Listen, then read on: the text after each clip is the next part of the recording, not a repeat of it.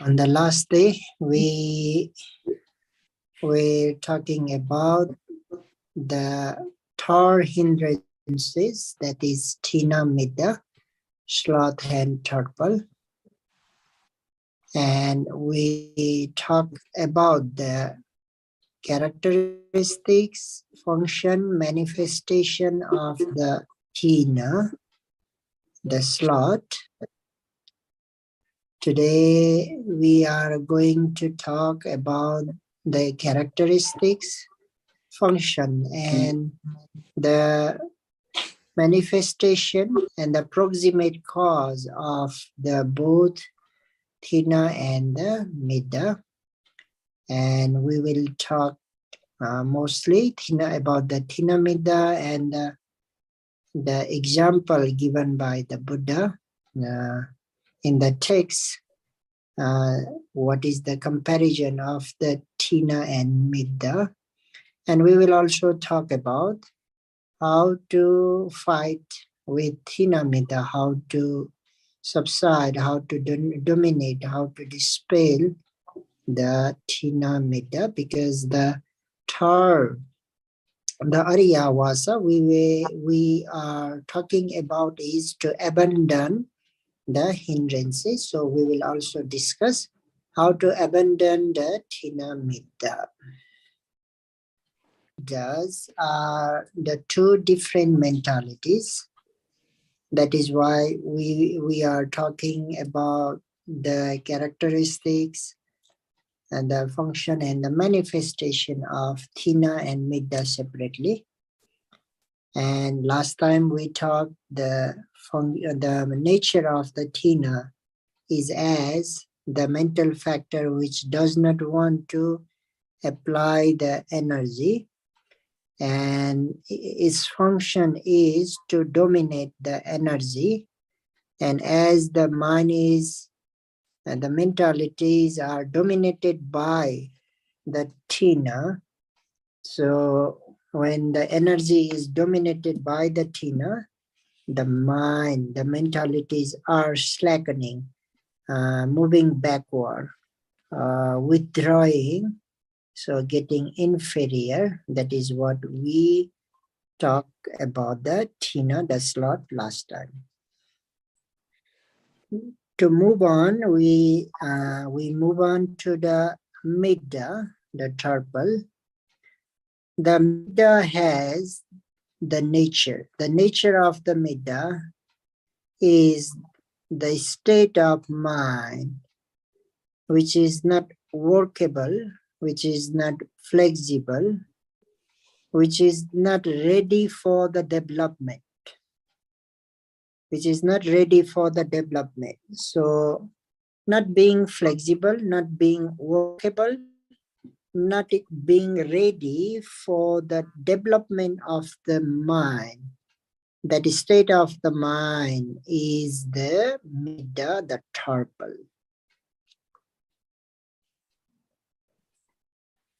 So why the mind and the mental states are not being workable is because Thina, because Thina is not wanting to apply the energy, and it is dominating the energy. So the energy is not present at that time, and if the energy is not present, not existing, then the mind and mental states are not workable, not ready, not flexible. The energy is like the heat for the mind and the mentalities, which makes the mind and mentalities workable and flexible. The example is given. Like a goldsmith to make the rings, necklaces, and etc. He has to supply heat to the gold, raw gold. So when the heat is given, the moderate heat is given, then the raw gold become flexible and workable to make rings or the necklaces, etc. If the raw gold is not flexible, then it cannot be formed to rings, it cannot be formed to necklaces or any other jewelries, cannot form because it is too hard. When the enough heat is not provided, not supplied to the raw gold, then it cannot be flexible. It remains hard. So here the vidya is like a heat to the mind, to the mentalities. If the heat is given to mind and mentalities, then only mind become flexible, mind become workable for the development.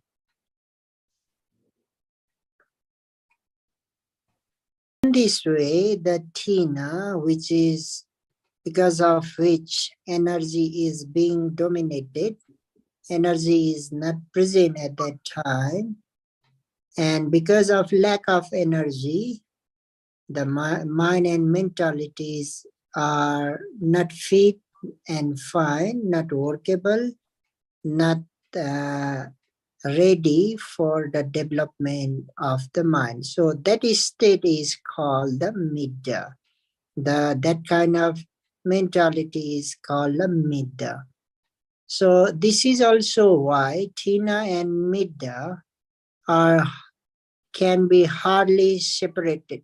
They are always mentioned together. They always, every time when we talk about Tina, definitely we talk about midda. And Buddha also, whenever he talk about the sloth, together with the midda, sloth and turtle, they always appear or arise together, not separately. So the unfitness and the unreadiness of the mind and mentalities also can be mentioned as the mentalities. They are not being able to do their duties, do their responsibilities. Like for example, while we are meditating, the vitaka, the function of the vitaka, the duty of the vitaka is to aim the object. So when Tina is present, the midda is present, then Vitarka cannot perform its duty. Similarly, energy also cannot perform its duty. So even the relevant, the associated co-mentalities, they cannot perform their duties well because of the midda. So that is also the meaning of unreadiness, unfitness of the mind and the mentalities. The mind and the mentalities are not ready, not fit and fine, and while they are not doing their job, that means like they are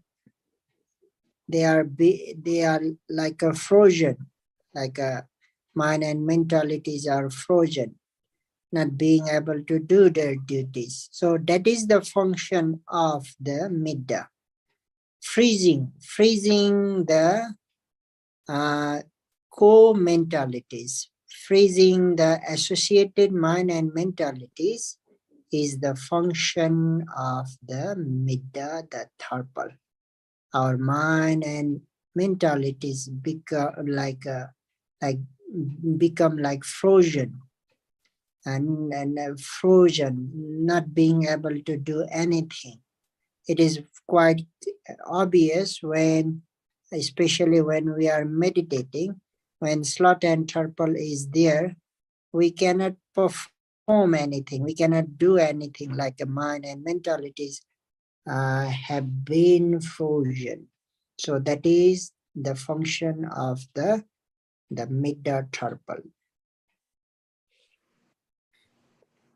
It is also because we just mentioned energy is like a heat. If the heat is not there, there is the coolness. The coolness of the mind is there. So what does the cool temperature does? It frees the things like in refrigerator. The coolness, the high coolness is there. It frees everything. Similarly, the midda is like something freezing factor. It frees the mind and mentalities. Mentalities are frozen, then we become sluggish. We become, nothing is active, nothing is enthusiastic, nothing is dynamic.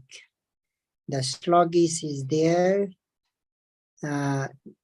no agile mind is there. So that is the manifestation, first manifestation of the midda. We realize that, oh, what a sluggishness, what a inactive mind, what a tiredness mind, what a lazy mind.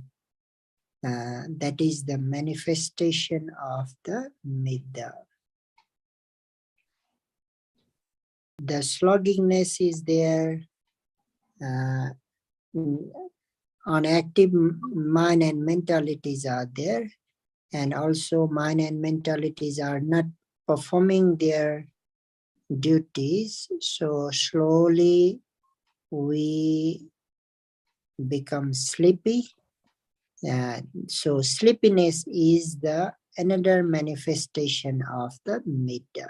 Sleepiness, and as the sleepiness is there, we start to nod. So that is the second manifestation of the midda.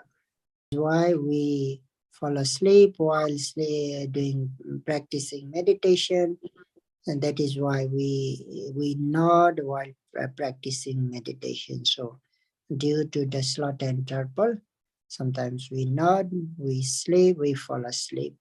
So that is the manifestation, the demonstration of the midda. Or we can say thina and midda because they can be hardly separated. To understand more, the Buddha mentioned the thina midda as the prison, as a prison. Like when a person become imprisoned, when a person become imprisoned, he cannot enjoy anything like the people outside can do. The extra explanation is there. For example, there is the festival in the city or in a village. People are celebrating the festival, and festival people are celebrating in city or in the village. So while celebrating the festival and the village, the person who has imprisoned, who is in the jail, he cannot enjoy that festival. He cannot enjoy, no matter how good the festival is, he cannot enjoy it. And not only he cannot enjoy while the festival is taking place, but also on next day when the people will talking about the festival, like, oh, yesterday the festival was so good. The dancer was dancing so nicely. The singer was also very good. He is singing so nicely. In this way, on the next day, when people will talk about the festival that taken place the previous day, people will rejoice it again by imagining, oh yeah, that is how the festival was yesterday. The people who enjoy the festival, they will again rejoice or the delight next day by talking again.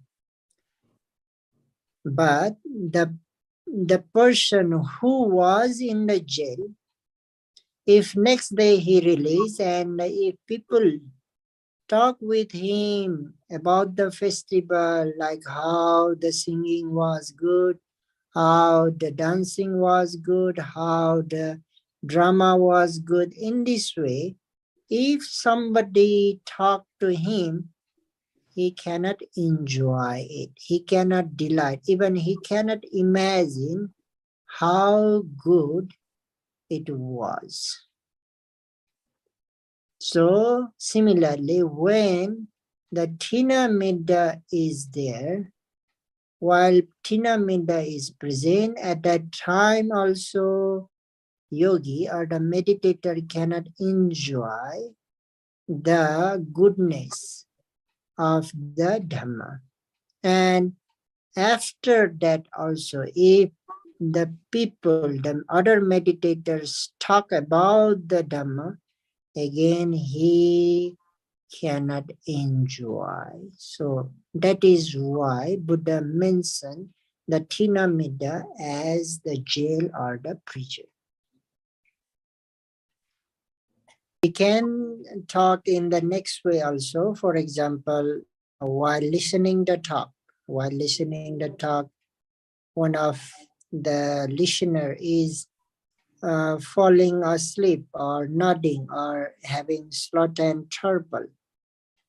So while listening the talk, if he or she is falling victim to sloth and torpor, so he will not enjoy the goodness of the Dhammata.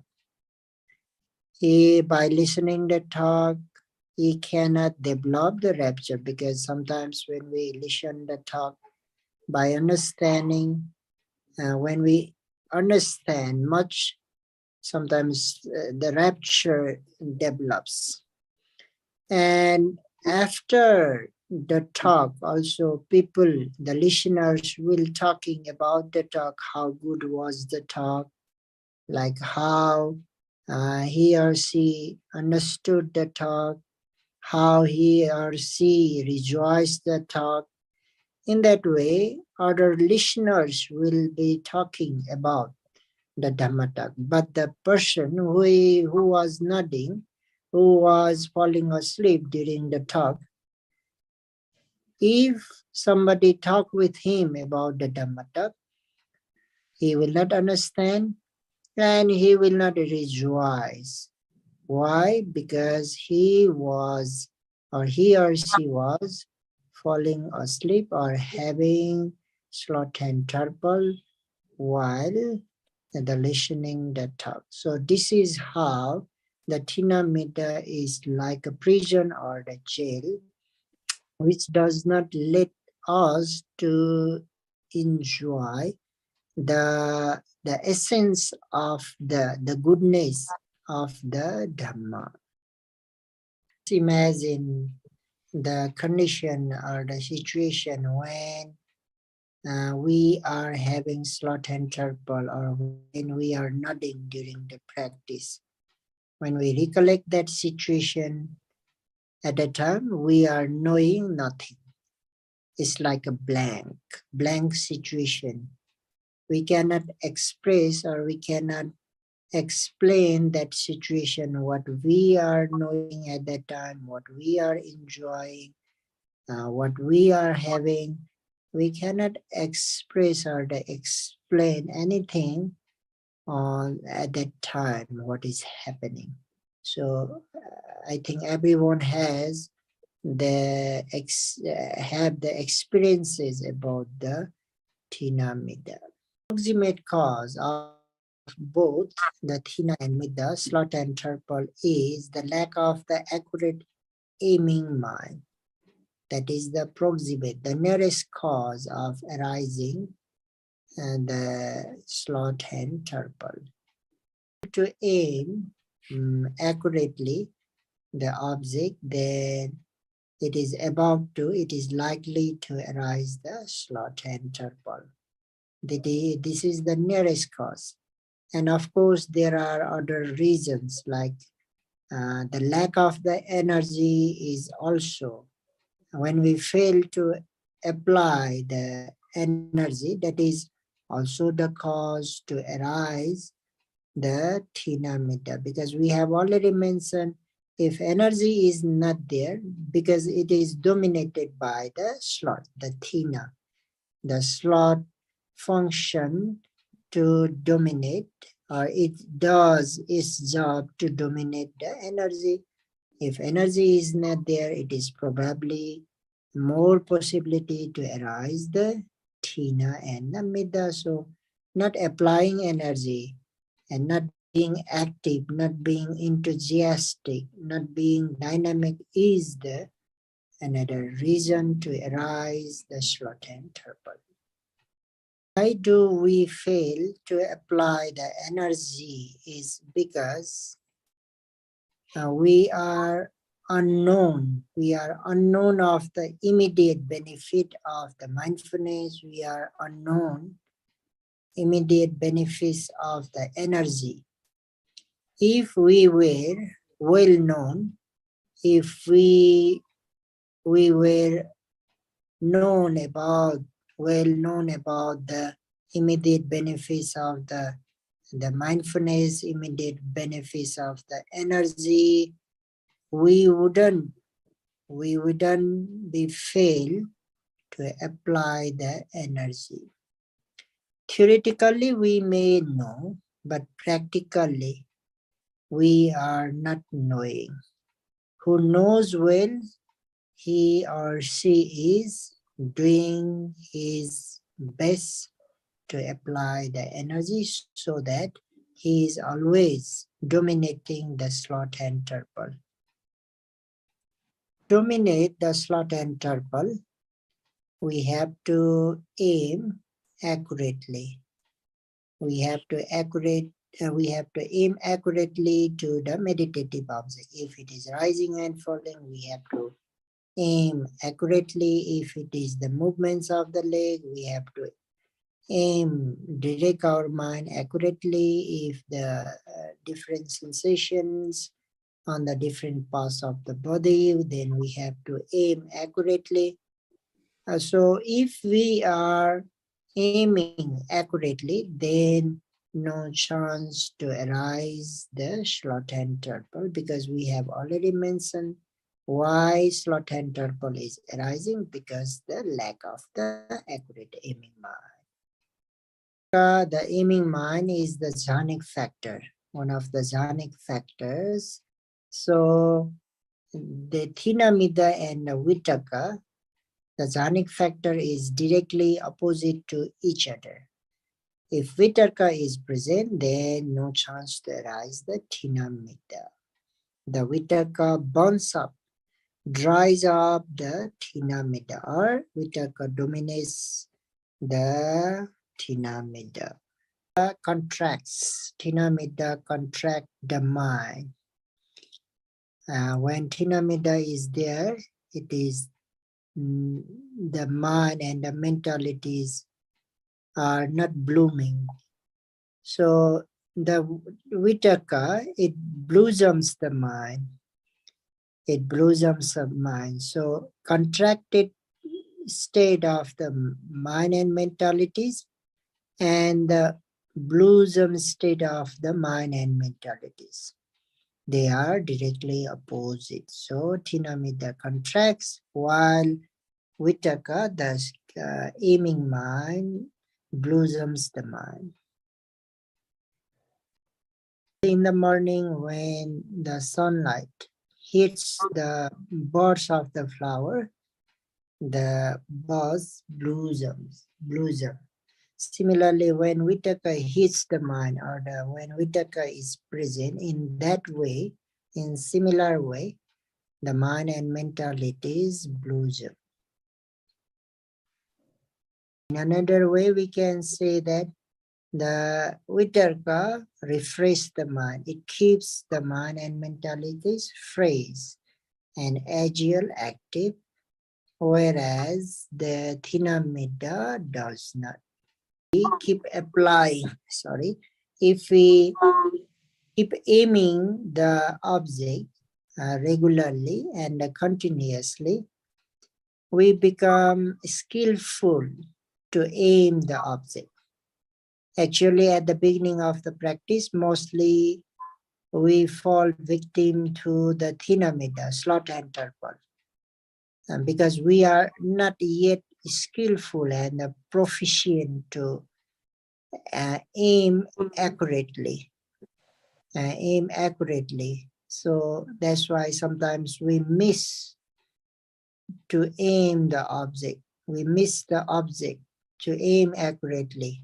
As a result, sometimes thinamida arise. But when we practice regularly and continuously, when we try to aim accurately again and again, slowly we become skillful and proficient to aim accurately. And as the result, there is very less chances to arise the thinamida. The beginning of the practice, our energy is not good enough, not strong enough.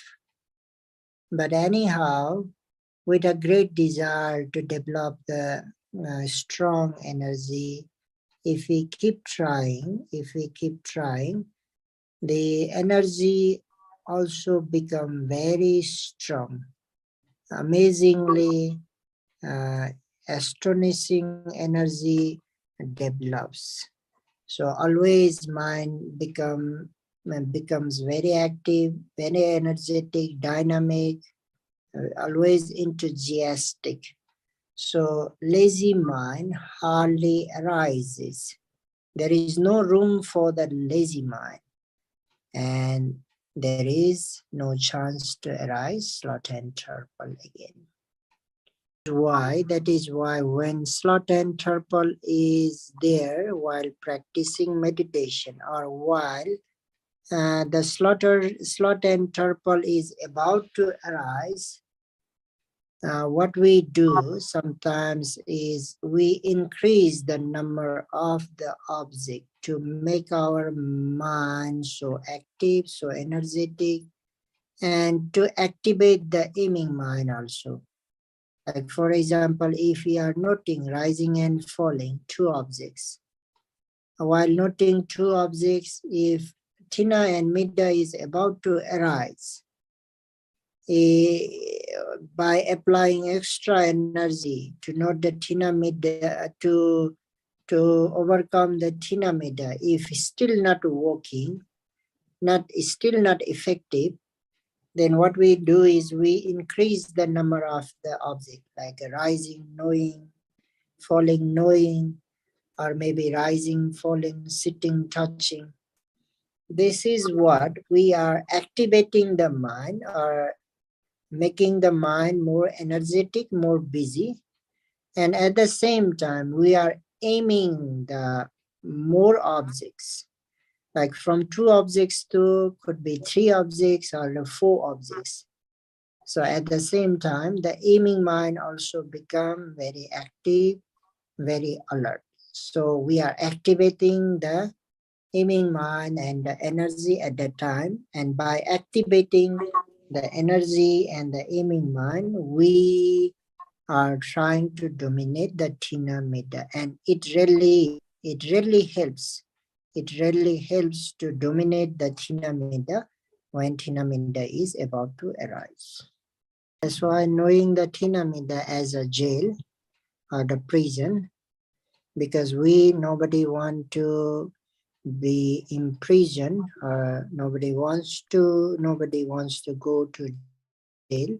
So understanding, knowing the Thina Midda as a jail and as a hindrance which can blocks or the hinder in our meditation practice, may you able to abandon or may you able to dominate the Thina Middha, may you able to lessen the Thina Middha, and eventually may you able to be completely free from Thina Middha by applying energy, by aiming the object accurately, and of course by practicing meditation, not only Thina Middha but all the hindrances. May you able to dominate and be free from all the hindrances. Sharing the merits. Yes, Bhante. Idam me punyam Idam punyam asavakhayavaham asavakhayavaham hotu. otu Idam me punyam idame punyam nibbanasa nibbanasa pachayo pachayo hotu hotu imano imano punya bhagang punya bhagang sabba satanang sabba satanang vibhazema vibhasema sabbe satta sabbe satta imang punya bhagang imang punya bhagang labedva labetva sukhita sukhita bhavantu bhavantu sadhu sadhu sadhu. Xin mời quý vị cùng đọc.